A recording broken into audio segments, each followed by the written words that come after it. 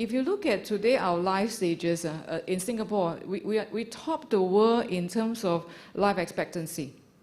We also top the world in terms of healthy life expectancy. Really top the world, you know. What does this mean? We can live to, without any pain, to 70 plus. And we can live to even 85, 87. What does it mean? So I think that active aging is very important.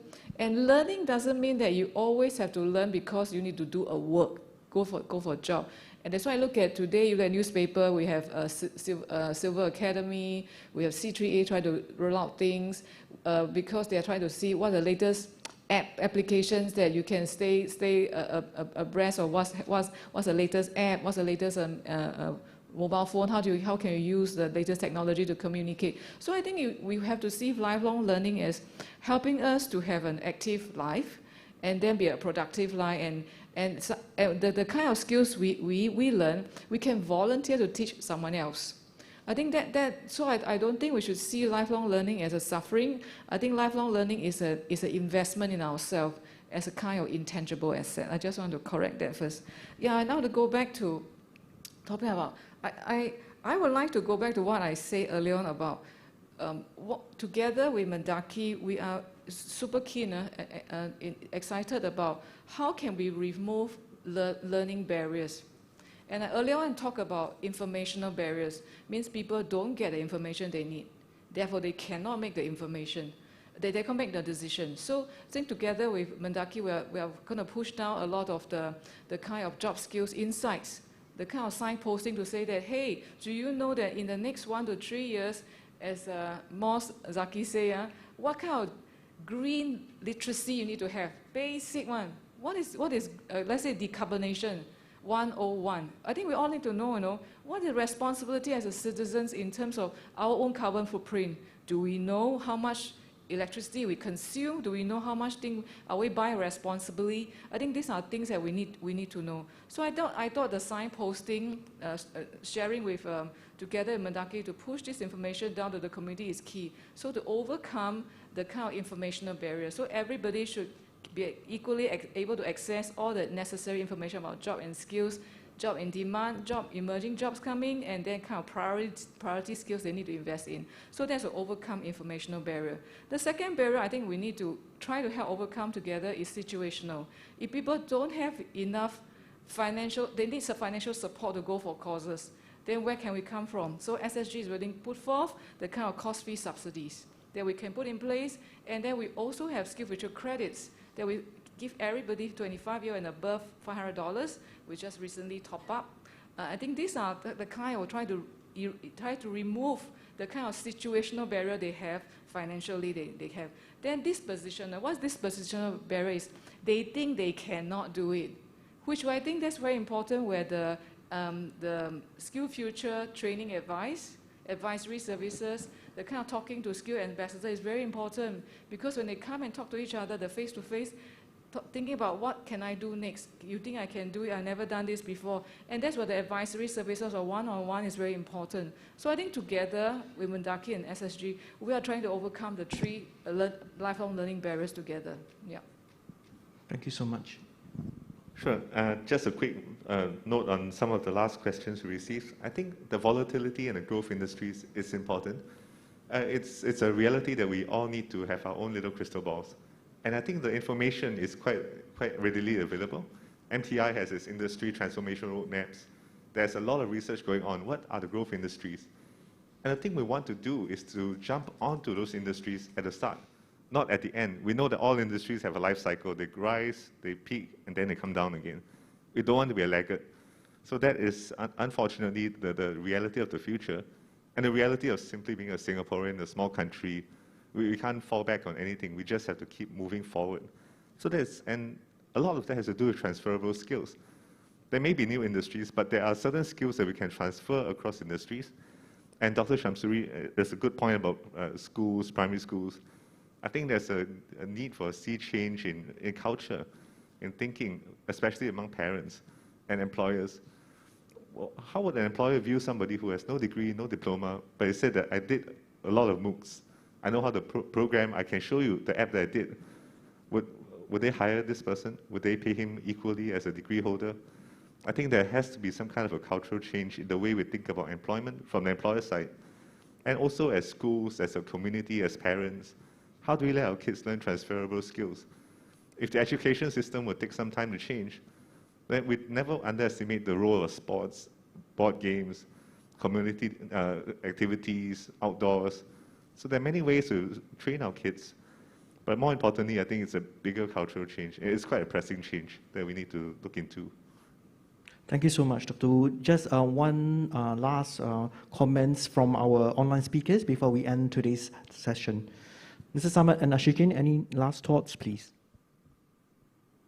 Okay, I'll just share my thoughts regarding this, what was the question raised. But two items I want to put forward first. One is at NTUC itself, there's two areas that which I want to share with the crowd here.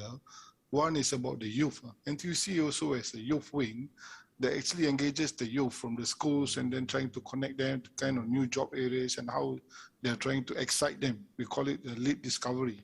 The other one, how do we actually talking about training, right? Nudging workers to train. So there are many ways of training. You attend the classroom training, today you attend the online training.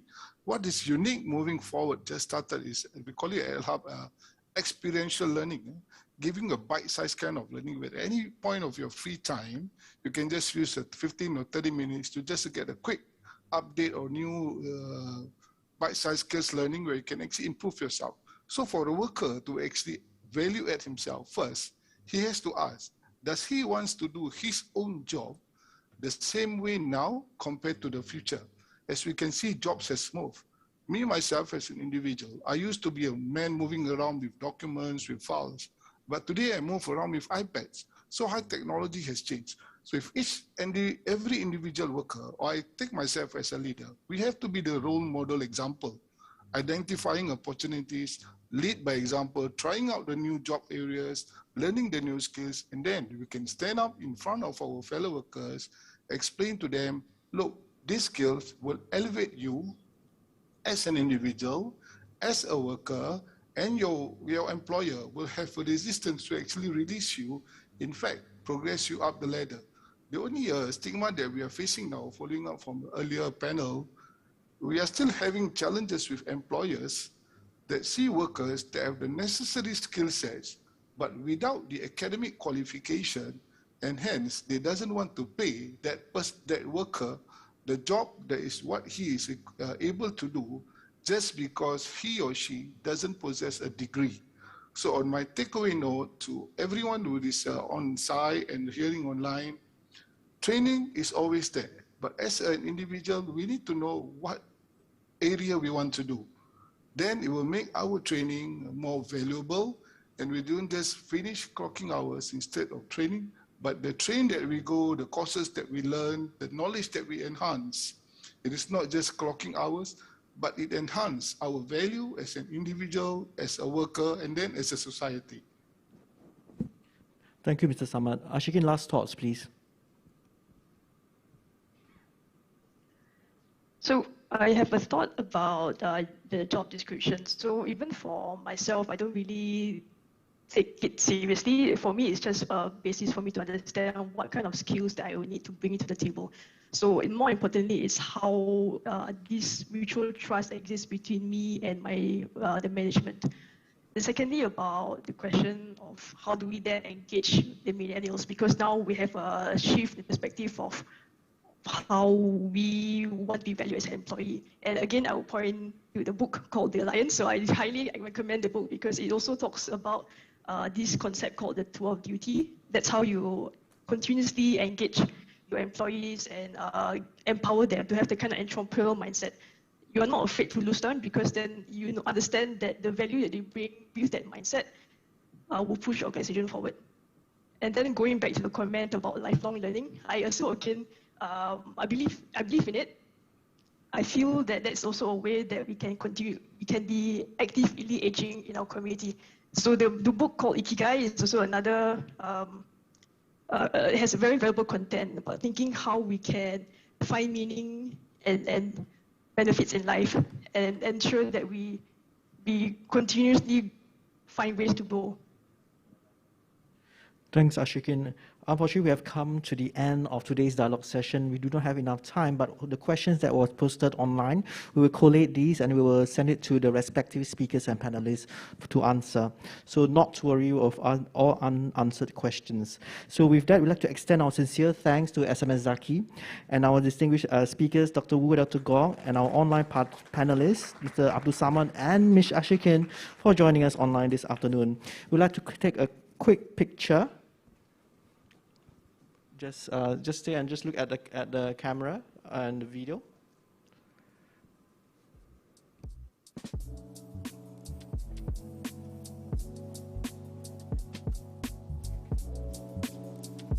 Thank you so much. Ladies and gentlemen, we have come to the end of today's dialogue, but before that, we also are marking the end of Raikan Ilmu, or Celebrate Knowledge Month. So without further ado, we would like to share the highlights, the video highlights for us.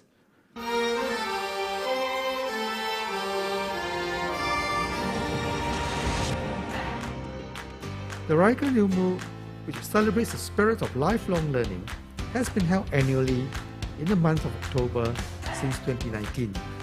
MENDAKI and its partners have prepared various learning activities for all age groups during the month-long campaign.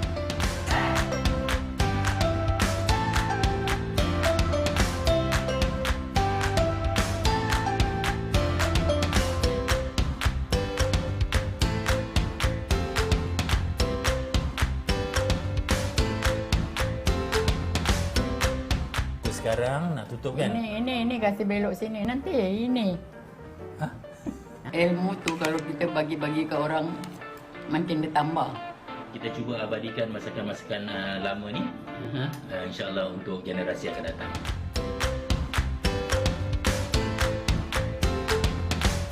Our motto is basically Ajay Ko Ajis, which translate roughly to do well in whatever you do. And my academic achievement is just me trying my best to emulate this motto. Knowledge is very sacred, and its pursuit requires love, care, and moderation. Hi guys, if you are staying home tomorrow with your kids, please do join Suhaimi Yusof and friends for Raikan Ilmu, Reading Under the Stars. There will be magical storytelling, there will be shadow puppetry, there will be dramatization. Your kids are gonna have fun watching. Reading is just one of the many activities that we can do. And you don't have to limit reading to schools and at homes. Like today, for example, we are reading outdoors under the stars. And we can definitely make reading fun. Okay, I hope all of you have your packs with you. I just cut all the way through. Upward and lot. Oh, what a sweet smile. What do you think I should name my story? Now, what about story reading? That was so tiring, isn't it? Going up the hill and down the hill. We can be superheroes and help each other out.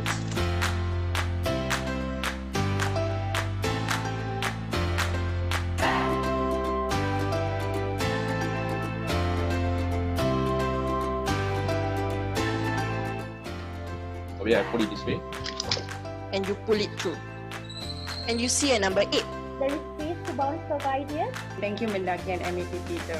The cheesecake will be like the glue that's holding the biscuit layer together.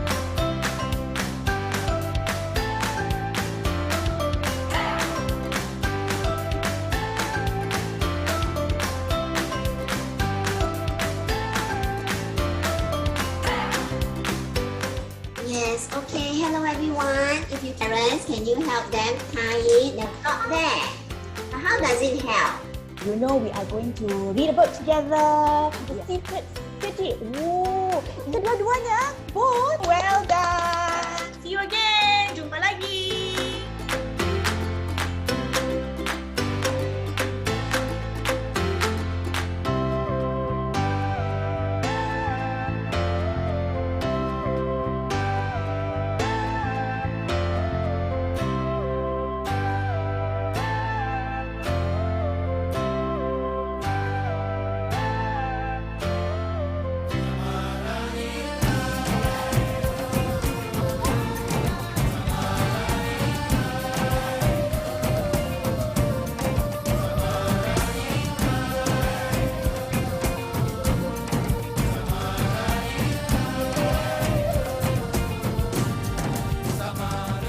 Ladies and gentlemen, we have come to the end of today's afternoon dialogue. Thank you so much for our viewers online and those present here.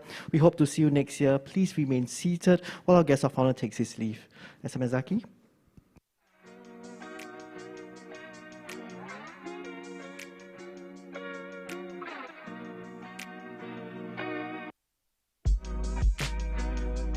To seek your assistance in filling up the feedback form by accessing this link or scanning the QR code. Your feedback will be useful in helping us improve our future events. See you soon again, and thank you, and Assalamualaikum warahmatullahi wabarakatuh.